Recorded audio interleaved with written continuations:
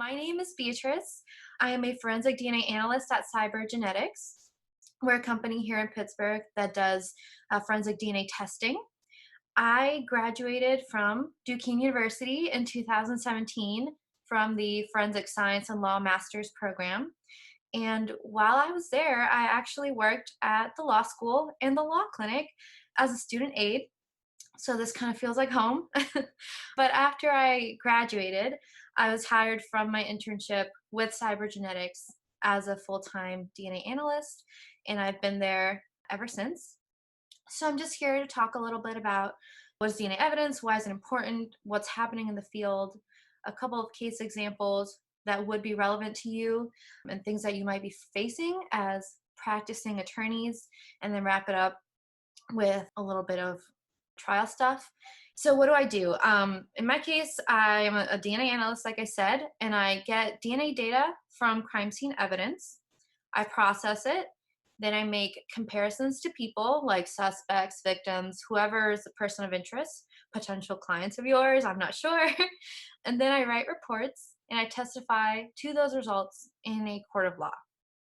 So far, I've testified 9 times, twice here actually in Allegheny County, 4 times in New York, once in West Virginia, once in Idaho, and once in California.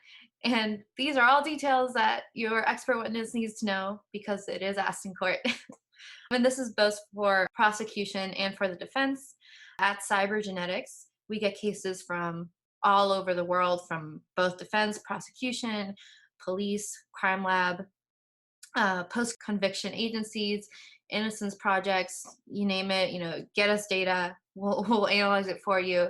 Our goal is to use science to get answers on DNA evidence and help justice, essentially. So what is DNA evidence and what is the process that it goes through? Let's say we have a crime. Let's say the police found a body in the woods and this person was stabbed to death. And the last known place this person was seen at was their neighbor's house.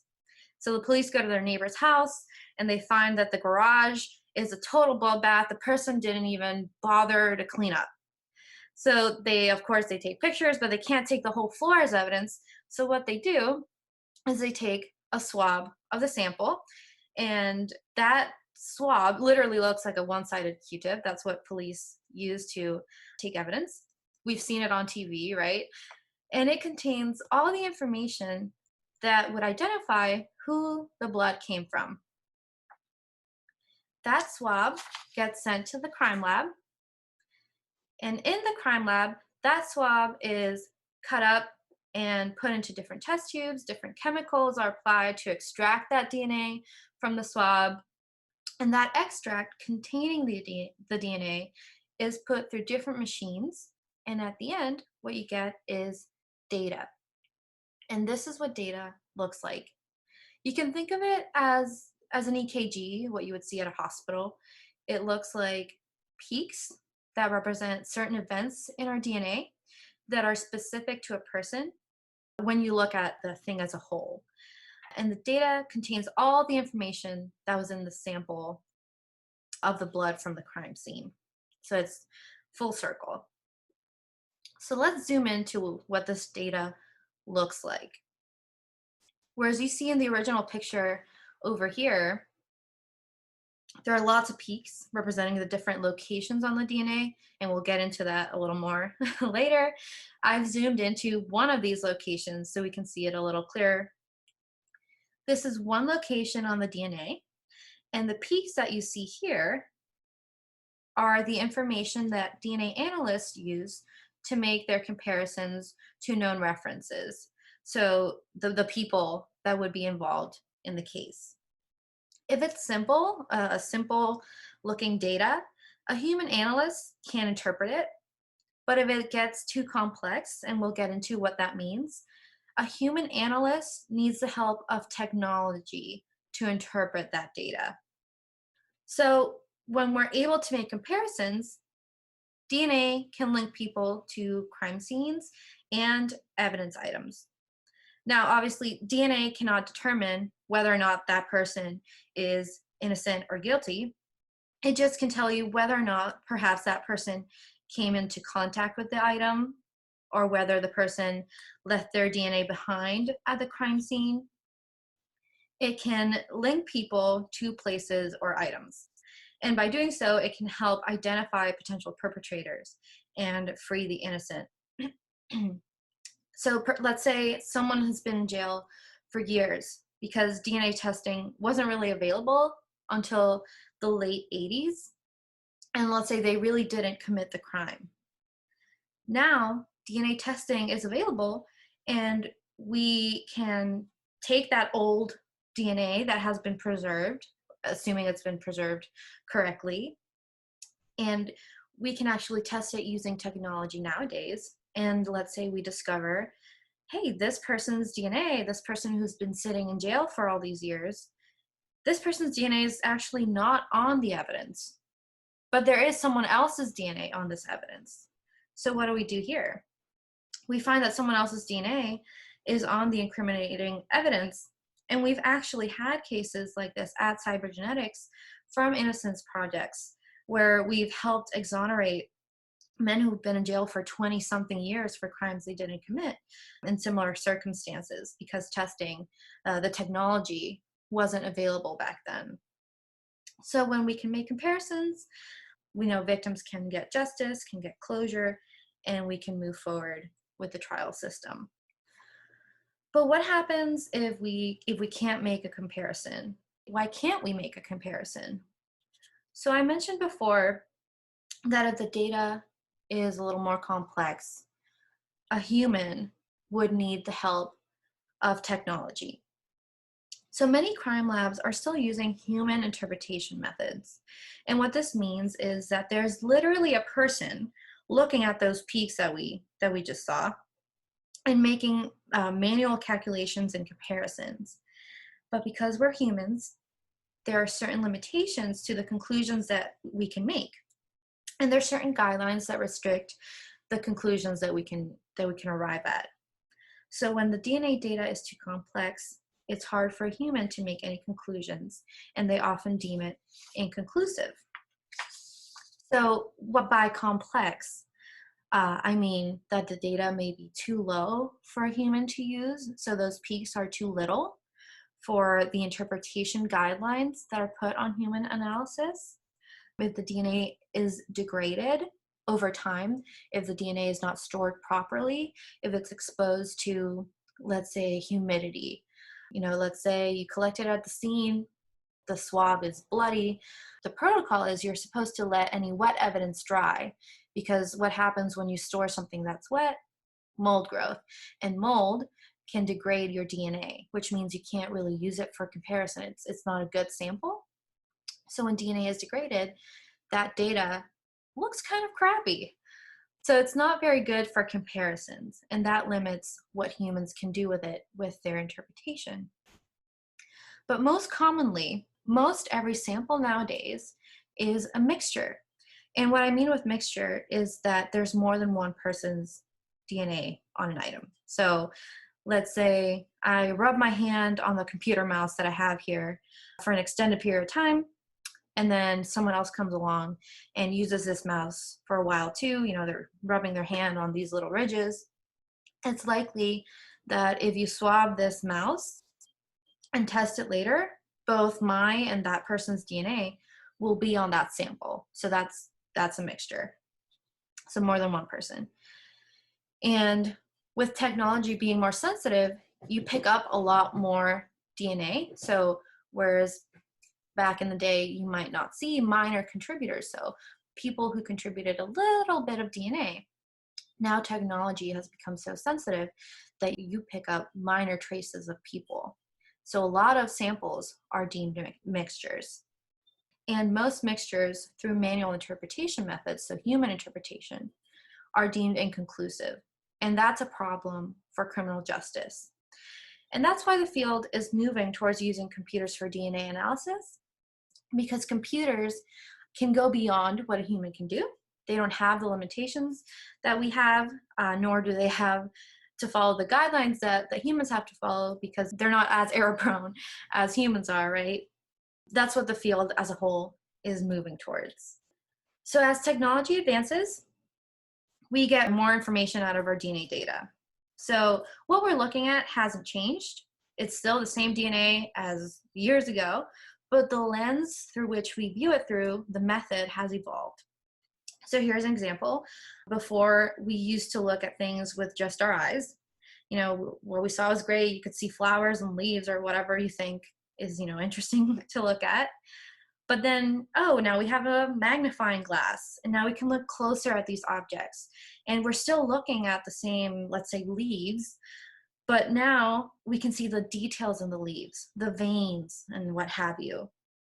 And then we got an even more powerful tool, the microscope. And we're still looking at the same thing, the leaves or the flowers or whatever you want to look at. But now we can see even deeper into the structure, perhaps even down to the level of seeing cells, right? So it's the same concept with DNA. Manual methods are like looking at things with your eyes. You get some information, but there's more. Then we got a little bit of technology, and it's like looking through a magnifying glass. And now we're using computers to do the analysis, and it's like using a microscope. We're still looking at the same thing. It's technology allowing us to get more information out of an evidence item. So I'm going to take you through a case that I worked on last year. So I'm going to give you the case context and walk you through the DNA process. I want you to think of yourself as if you were an attorney in this case. You can decide which side, prosecution or defense. And I want you to think, how would you argue this case? What questions would you ask? I won't tell you which side called me as an expert witness until the end. All right.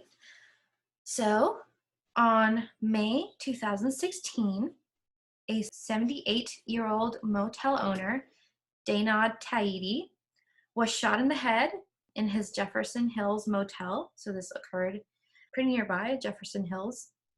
His office was ransacked and the cash was stolen. News reports say that there were drops of blood that were leading out of his office, and there was a drop of blood inside the cash tray. So the cash was stolen. The police took swabs of the bloodstains and submitted them to the crime lab for testing. Witnesses had seen Mr. Derrick Gallaway on the right, staying at this motel before. One of them reported having seen him stay at this motel multiple times. They had also heard him talking to someone else about robbing the place. Perhaps we should come and ransack the place. Mr. Gallaway, however, claims that he had been in the motel the night of the incident, but he had been outside with a woman, and they had been smoking. And when they heard the shots, they both ducked down in the car. He cut himself on the glass pipe. And then afterwards, he went into the office to see what had happened.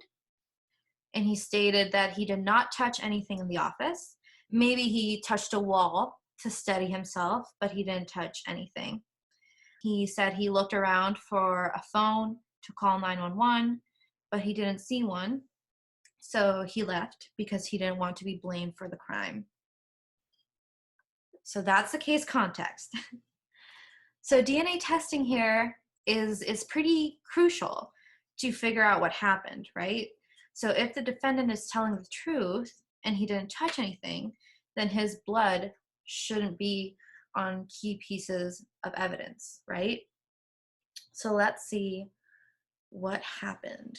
So the swabs that were taken from the blood found in the crime scene was submitted to the crime lab for testing. And if you want to look at this link down here, it's just the Pittsburgh News.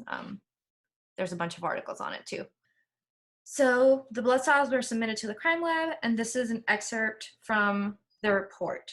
The first block of text, we see bloodstains from the lobby door, the parking lot, bank bag, and they say that they match Derrick Gallaway.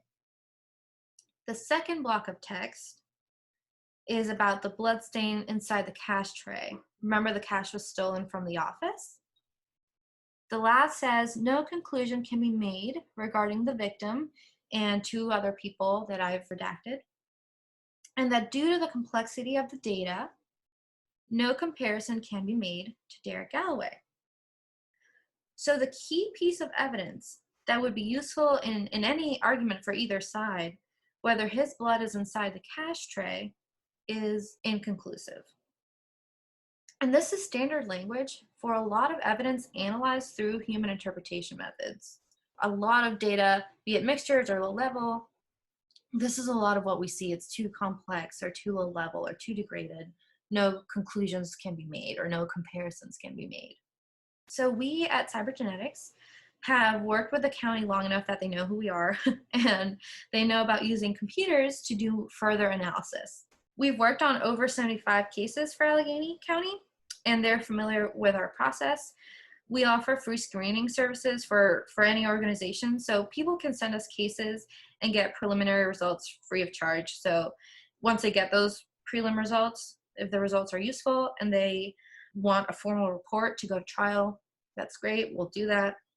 But if the results aren't useful, there's no obligation to move forward with the process. They can send us another case and the process begins again with a free screening. So the investigators, knowing that, sent the data for item 21A, the blood stain from inside the tray, to Cybergenetics for computer DNA analysis. So how does computer DNA interpretation work? So in a nutshell, the data right here, the same picture as before, is put through our computer.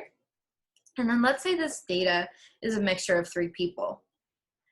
Our software can separate out the mixture into the individual contributors. So let's say the three contributor mixture separates out the three contributors. And then we can make comparisons to known individuals.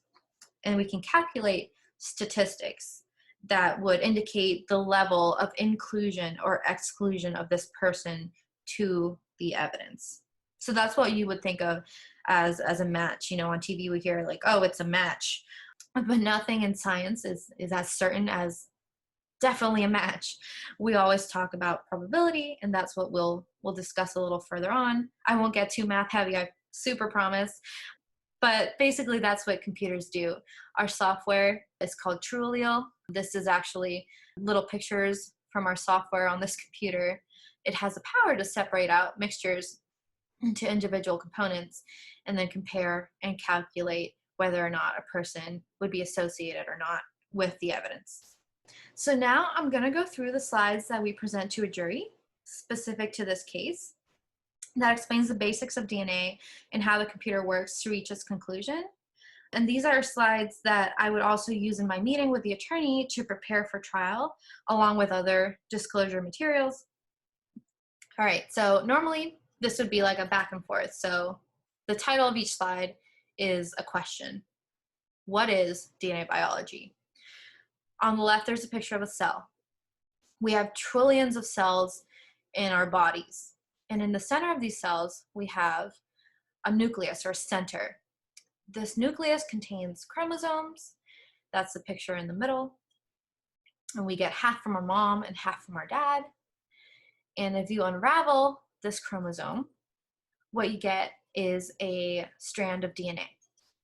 So a chromosome is just tightly wound DNA strands. And a location on the DNA is called a locus or loci for plural. And then what is a short tandem repeat? A short tandem repeat is a short DNA word repeated in tandem. So a DNA strand, going back to the slide, basically comprises of a long string of a DNA alphabet. So an STR, short tandem repeat, is a short DNA word from that alphabet that is repeated multiple times side by side. So we can think of a chromosome as a volume in an encyclopedia, right? We have 23. Let's open up a chromosome. So we open up a chromosome, we have DNA, and a paragraph in the DNA volume in the chromosome would be your locus, right? A location on the DNA is a locus. And in this example, it's take me out to the ball game. In this case, the short word that repeats itself is root. And scientists know the length of this DNA paragraph. It's set for everyone. The only thing that changes between people is how many times this word root is repeated. So in my DNA, it may be repeated 10 times, and someone else's it may be repeated 11 times. But however many times this word is repeated is called an allele. What is a DNA genotype? So we just went over what a locus is, and we went over what an allele is. We inherit one allele from your mom and one allele from your dad. So let's say this person inherited one allele, 10, from their mom, and one allele, 12, from their dad at this location. So this person's genotype at this location is the combination. It's the pair of those alleles. So we use this combination of alleles, this genotype, at a location to identify people. But we don't just use one location. We look at different locations on the DNA in order to make a more individualizing comparison. And again, the genotypes will be different for people because we all inherit different alleles from our parents. So this person inherited a 10-12, right? A 10 from their mom, a 12 from their dad. I could have inherited a 10 from my mom and a 13 from my dad, and my genotype would be a 10-13. So it all depends on genetics. But the point is, we use these numbers, these genotypes, to help identify people. So how do we go through DNA interpretation? We'll go through a simple example first, and then go through what a more complex example looks like. This is DNA from one person on the left, and it's represented by a little blue DNA. Let's say it's a cheek swab from someone. Like when you do 23andMe, you know, you have to swab your mouth and you send it off. It's from one person. So you send it off to your lab, they cut it up, they put it through all their machines, and at the end what they get is those peaks, that data that we get from those machines. And we see that there's a peak at 10 and there's a peak at 12. There's nothing at 11. So what this is telling us is that this person has a 10 allele and a 12 allele. So wherever you see peaks, it means that that allele is present at this location. So you always have two alleles at a location because you get one from your mom and one from your dad. There's only two here, one at 10 and one at 12. There's nothing at 9, there's nothing at 11, there's nothing at 13. So this is telling us there's one person here. So this genotype is a 10-12, and that's over here on the right. And now a person or a computer can make a comparison to a known person. Let's say it's a suspect or a victim.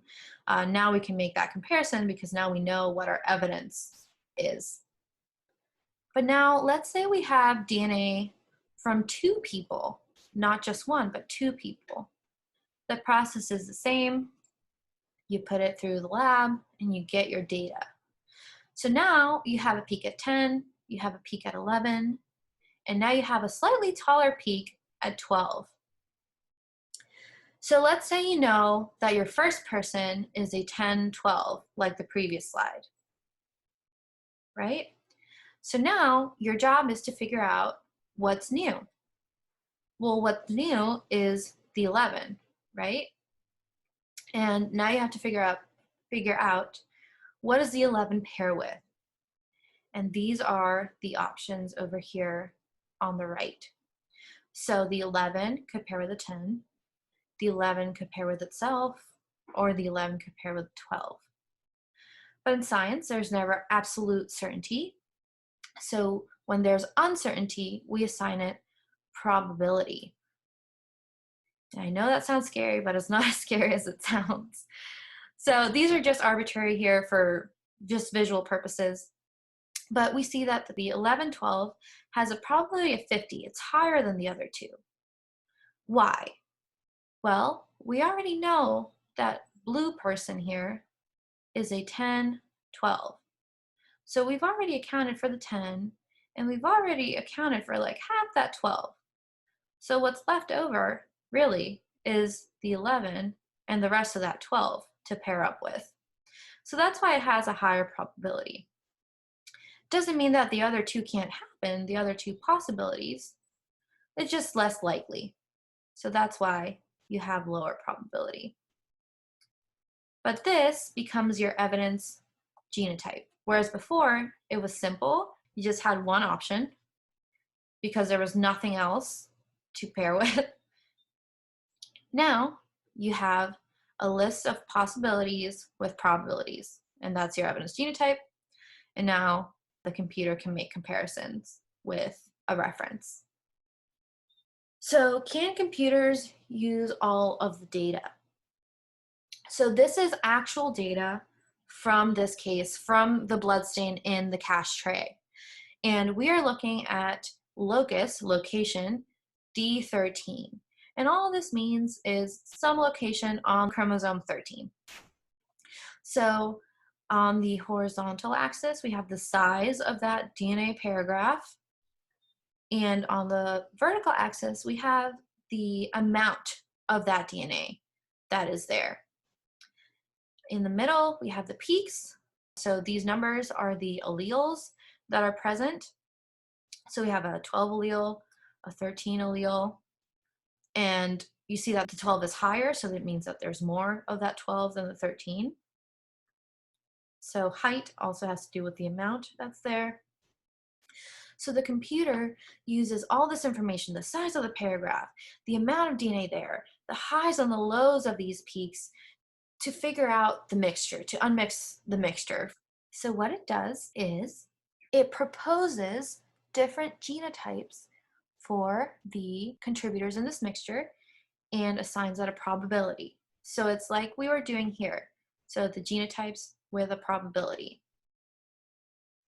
So it says, what if one person in this mixture was a 12-13, as indicated by the blue boxes?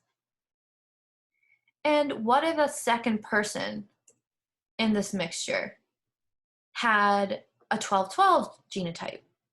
So one person is a 12-13 and another person is a 12-12. So what it's doing, it's adding up genotypes to explain the data. This proposal, so saying one person is a 12-13 and the other person is a 12-12, these proposals would be assigned a high probability because they look like the data. So these boxes are reaching the tops of those peaks. You know, it looks like the pattern, the squiggly lines pattern that's in the back.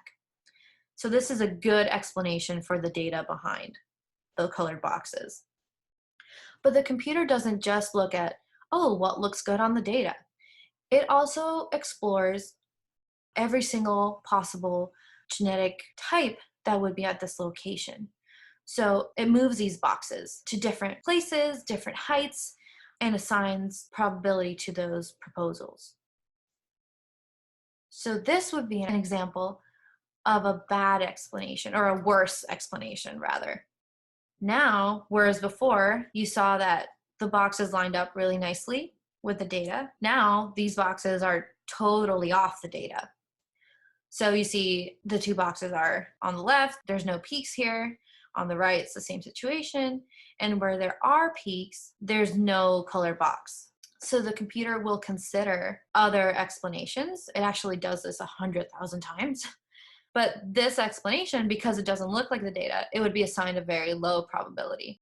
So when the computer is done with this process 100,000 times, 100,000 different explanations, it stops and it writes down its answer, the combinations of those alleles, the genotypes, with probabilities.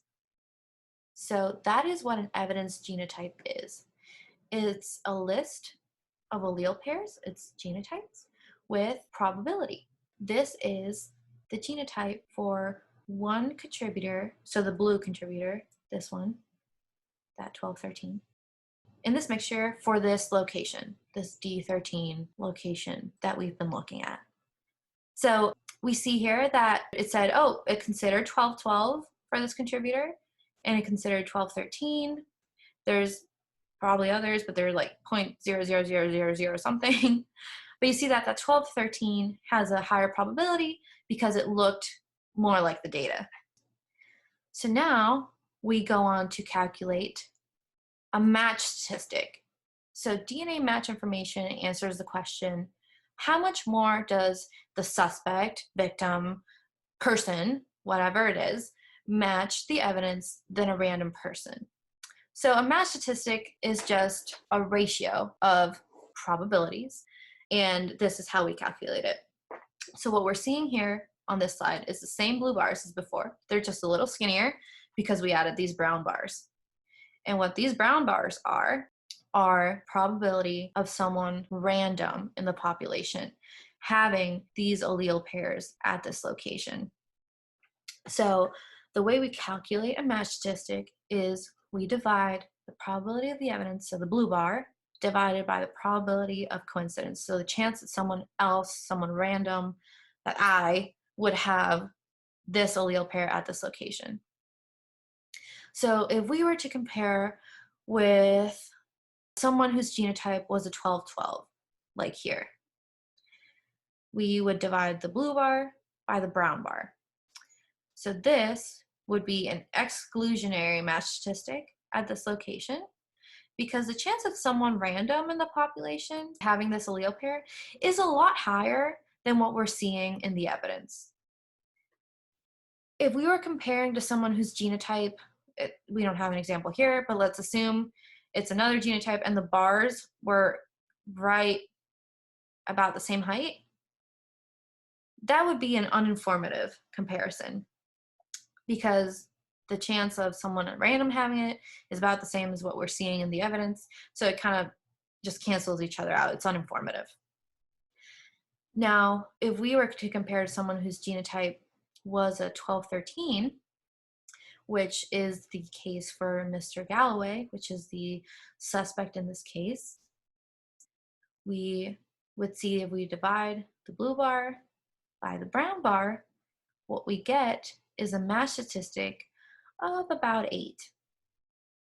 So that would be an inclusion, an inclusionary match statistic for this one location, D13, that we've been looking at this whole time. But we don't just do it for this one location, right? Because I could be a 1213 at this location, who knows?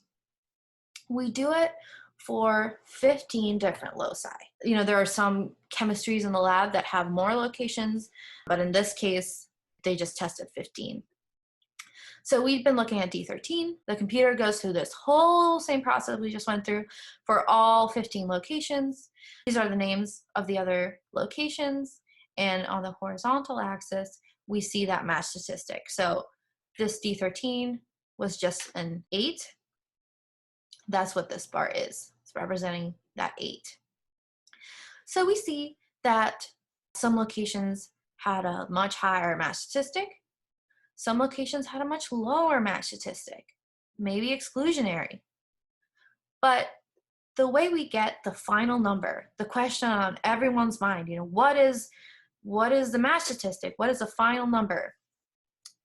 We multiply all these numbers together and we get the final answer. So a match between the bloodstain from inside the tray and Derrick Gallaway is 24.6 quadrillion times more probable than a coincidental match to an unrelated African American person 17.3 quintillion times more probable than a coincidental match to an unrelated Caucasian person, 46.3 quintillion times more probable than a coincidental match to an unrelated Hispanic person. So his match statistic is in the quintillions. But we didn't just compare Derrick Gallaway to the evidence. We make comparisons to any reference that we are provided. So we would compare the victim, and whenever there's a blank, it means that there is no inclusionary match statistic. So we did not find the victim, we did not find a reference we were provided, and we did not find another suspect. The only person that we found a inclusionary match statistic for was Derrick Gallaway. And then another slide we show is this one. So seems a little different, but this is just the match statistic in log LR form. And all that means it's the number of zeros after 1 in this number. So if, let's say this number, this 24.6 quadrillion number, let's say it was 1,000,000. If this statistic was 1,000,000, we would see a 6 here because it's a 1 followed by 6 zeros. So that's all this number is. It's a way for us, in science to look at numbers a little simpler instead of writing it out every time. The case went to trial. I was called to testify sometime in September of last year for the prosecution. So a couple of things that come up in cross are pretty common. So race is something that comes up pretty often. In this case, the defendant was African American. And I'm often asked, why is African American listed first in this slide? So it's standard in the field to list different ethnicities. In this case, African American, Caucasian, Hispanic. We don't know what the person we're comparing to is, so we list all the ethnicities, and then African American is first because we just list them alphabetically. So that's a pretty common question. Another question I got was, were there other contributors other than my client? Sure. In this case, it looked like a possible 2 contributor mixture. It doesn't change the fact that this person is associated with the evidence, but it may be important for context. It may help to say, yes, my client is there, but there may be someone else there as well. In this case, it's a bloodstain, so there's pretty significant evidence that this is Mr. Gallaway's bloodstain. In my opinion, the best question you can ask me is, can you tell me how or when this DNA was deposited? Of course, assuming that there's no context that would clue me into that. DNA can only tell you whose DNA is present. It can't tell you how or when it was deposited. We can't tell you that as a field. There are some studies being done, but we're not close to doing that. Another question that's important is, what is the chance that it was someone else? Any scientific method will have an error rate associated with it. And with computers, we can actually calculate this. So in this case, the chance that someone else would have a match statistic at least as high as the quadrillions was 1 in 14.9 quintillion people. So for reference, there are somewhere around 7 billion people in the world. So you would have to go through 1 billion Earths to find someone who would have a number at least as high as Mr. Gallaway. So that is the end of this case. So moving on to the next case. I'm going to go through one more case, and then we'll talk a little bit about trial.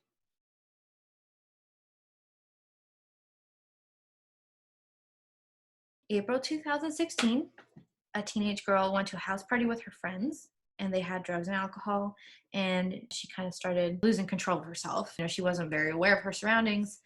Witnesses at the party reported that the defendant, his half-brother, and 2 other guys took her to a back room in the house and came back a while later without her.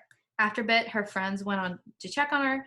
They put her pants back on and brought her back to the couch, and they kept partying. After a little bit of time passed, the same thing happened. The boys took her back again. Some witnesses say, some of them say, but others refute it, that the defendant in this case at this point had left with the mother of his child. The mother of his child had apparently come to the party, and he had left with her. So the victim's friends went back to that room, brought the victim back on the couch, at which point they noticed that she was passed out, and they finally decided to call an adult and have her taken to the hospital. The next day, the girl woke up in the hospital and saw texts from her friends saying, "I can't believe you had sex with so-and-so and you let so-and-so do this to you." And she had absolutely no idea what they were talking about. She had no recollection. So she alleged that she had been sexually assaulted, and the hospital collected a sexual assault kit. You may have heard a sexual assault kit referred to as a rape kit on TV or even just in lay terms. But these kits are collected from a victim's person, most commonly. And in this case, they took a swab from the victim's vagina and anus because there were reports of penetration. So the swabs were sent to the lab, and this time the lab said it was a mixture of 3 or more individuals, but no conclusions could be made regarding the inclusion or exclusion of the suspects in this case. This case is a little more interesting because not only is it a mixture, but it also involves family members. So family members share DNA. You share half your DNA with your parents because you inherit half your DNA from them. So it adds another level of complexity to the analysis. But this time, the lab itself suggests computer DNA analysis. This probabilistic genotyping, that is the term for computer DNA analysis, like the software that we use at Cybernetics, TrueAllele. So they sent Cybernetics the data for the vaginal and anal swabs for further analysis. Think of what's at stake here. A teenage girl claims that 4 guys sexually assaulted her at a party while she was unconscious. So here's what we found for the vaginal swabs. And if you remember, these numbers represent the number of zeros after 1 in the match statistic. So remember, if it was 1,000,000, that number here would be 6 because it's a 1 followed by 6 zeros. So we found the victim, which makes sense. It's her own body, and the octillions is what a 27 would be. We found one of the suspects at 29, which is 171 octillions. We found the defendant's half-brother at an 11.84, which is 693 billion. And now for the defendant, we have a red negative number.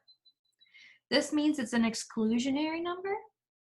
It's a 1 over a 1 followed by 15 zeros. So it's a match between the vaginal swab and the defendant is 1 in 6.03 quadrillion times less probable than a coincidence. So point is, there's no statistical support for him being included in this mixture in the vaginal swab. And there's the other suspect. So we wanted to be sure we were being thorough with our testing. Going back, we found similar statistics for the anal swabs as well. So we wanted to be sure we were being thorough with our testing, which is why I'm going to explain this crazy table here. But one thing we can do with this computer analysis, this probabilistic genotyping, this TrueAllele software, is run different scenarios on the data. So what do I mean by that? If we look at this first row,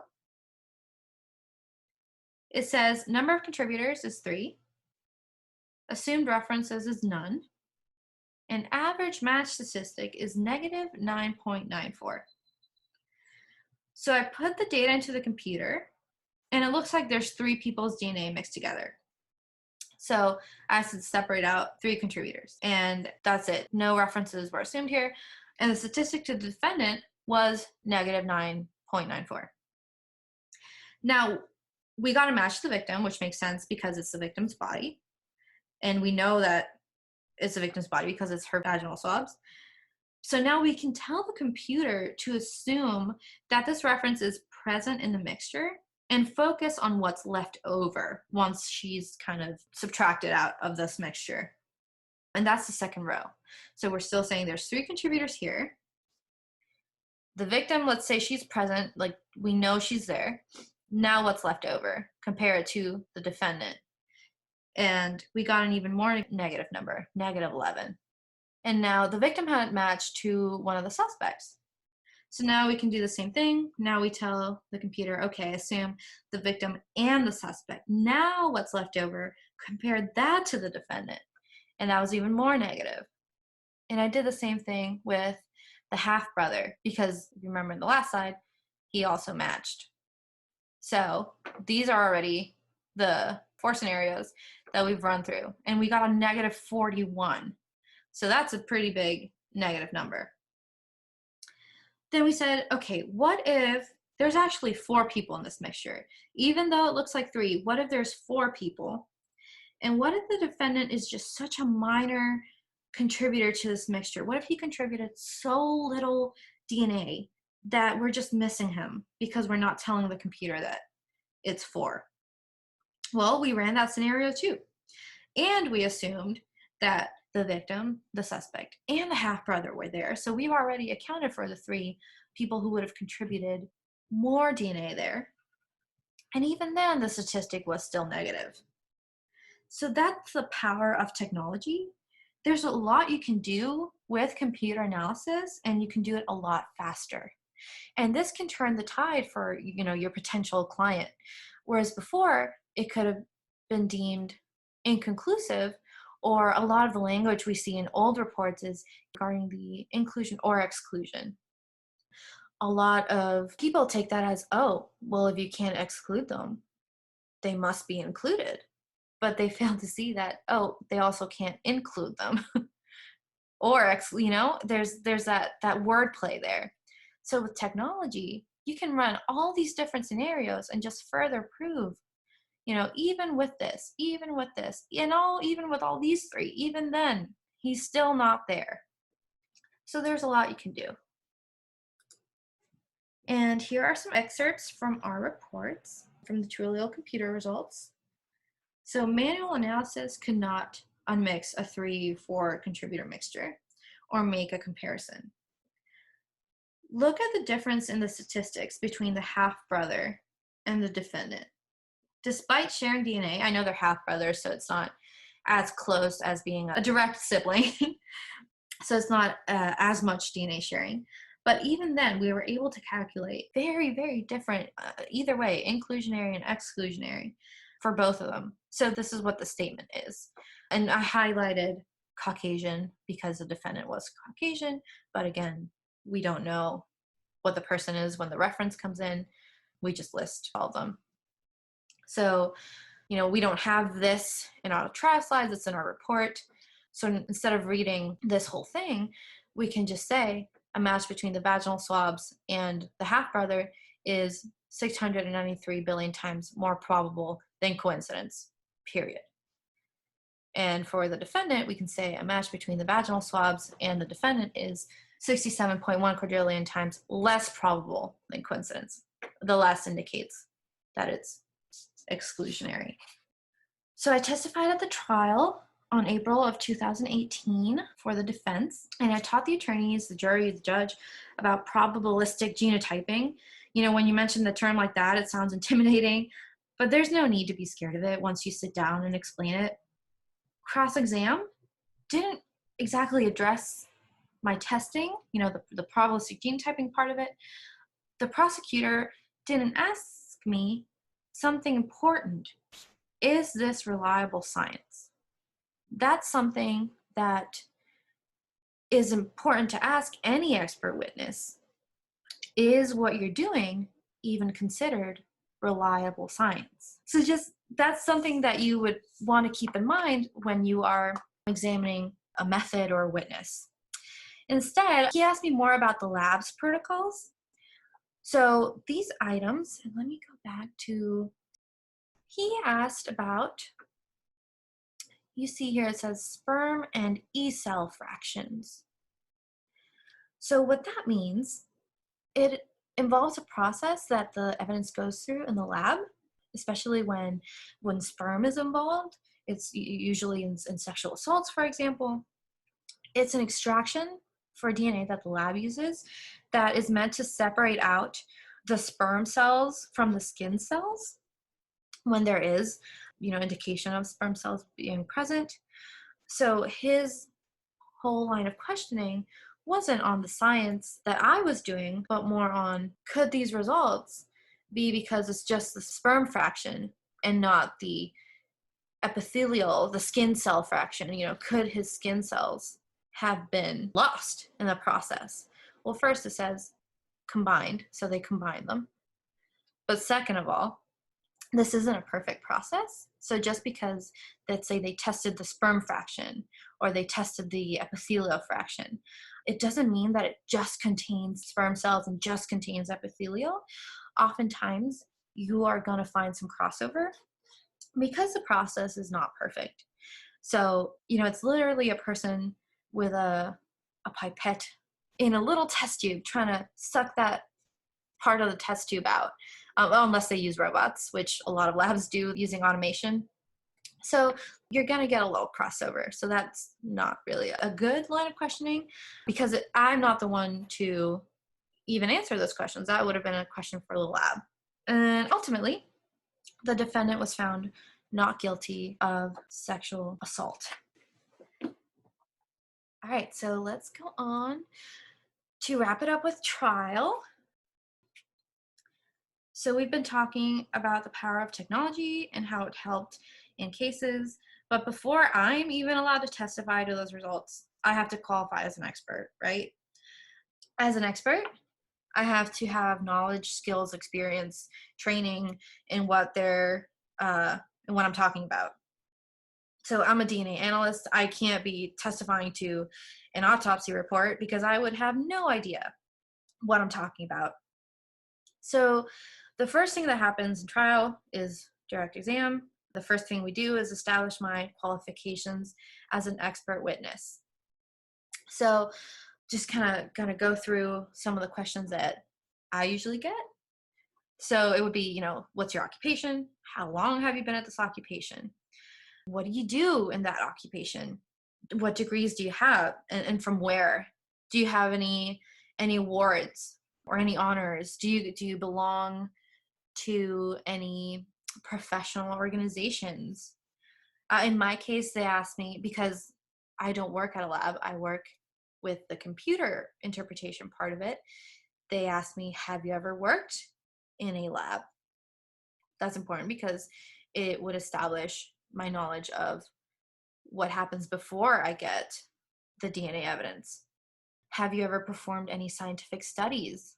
Either for your method or for whatever it is you're doing. Have you ever published any writings regarding DNA analysis and interpretation? And it's important to establish, are you actively contributing to the community? Are you an authority on this? Are those writings relied upon? Do other people use your knowledge to do their own work? Have you ever lectured on forensic DNA analysis? Basically, do you teach others? Do others rely on your knowledge about this? Have you ever qualified before as an expert? And it's okay to say no. Everyone has their first time in court. But then you move on to establish some basic knowledge about the method that you're discussing. And in my case, it would be TrueAllele, which is the computer software that I use. So, what is this method? How has its reliability been tested? So that goes back to, you have to ask, is this reliable science? Like, why are we even listening to this in the first place? Why should we think this piece of evidence should even matter? Has it been validated? So validation, it's the process by which you test something to make sure it works correctly. What agencies use it? Is it just you? Do other people use it? If not, if no one else uses it but you, is it actually accepted in the community? Do you have any certifications for using it? And for TrueAllele, and for labs, you have to get certified in the method, in whatever instrumentation you're using. And what did you do to get certified? You have to do a lot to get started. You have to go through different lessons. You have to take tests.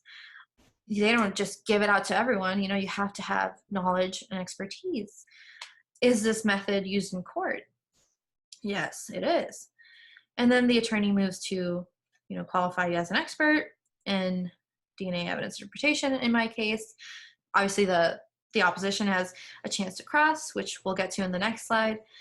But assuming there is no objection to being qualified, then we move on to the case-specific questions. So it's important to establish chain of custody. What do you have? How did you get it? What did you do with it? It's important to establish that because it can make or break your case. And then we move on to the demonstrative aid, which is like what I showed you for that first case, which is to show the jury or the judge, depending on how the trial is being run, what it is and how we got to those conclusions. Then we move on to cross, which is kind of the scary but fun part in trial because you never know what's going to be thrown at you, but it keeps you on your toes. So this is when obviously the opposition has a chance to ask you questions. So first is arguments and qualifications, assuming they objected to you being an expert witness.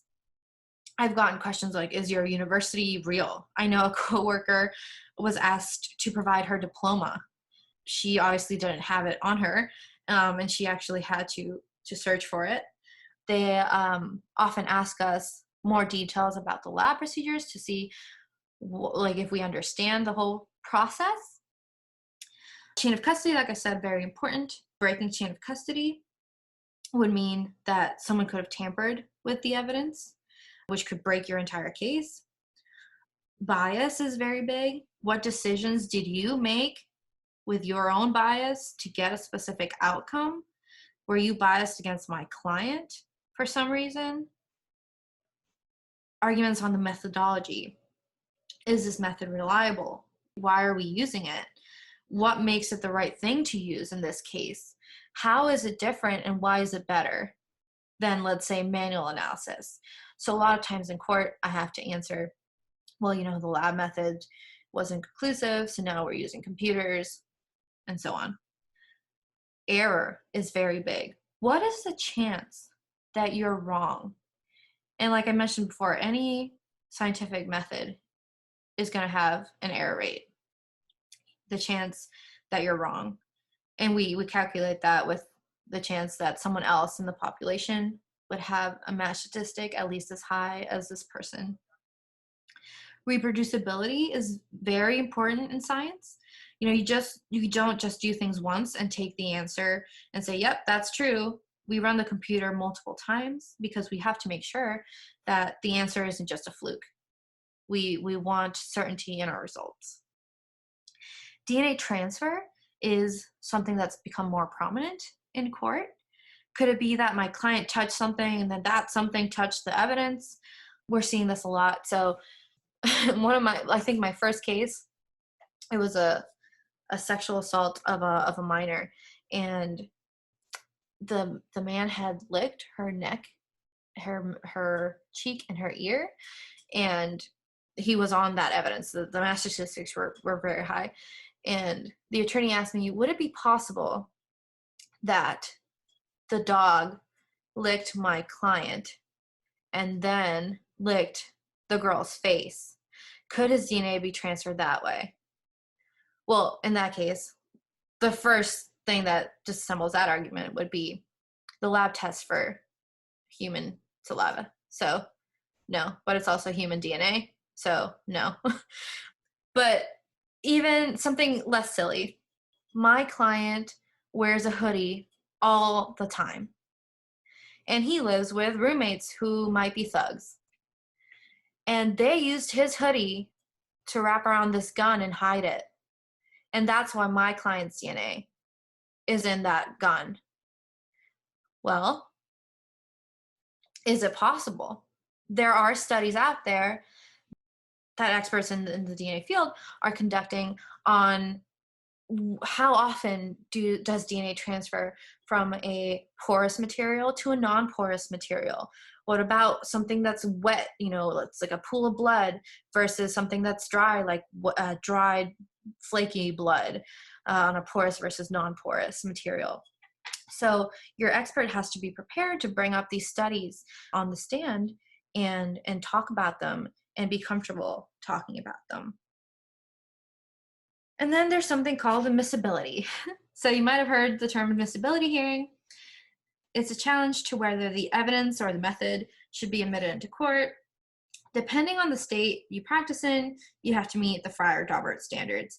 So Pennsylvania is a Frye state, so you'd have to meet the Frye standards.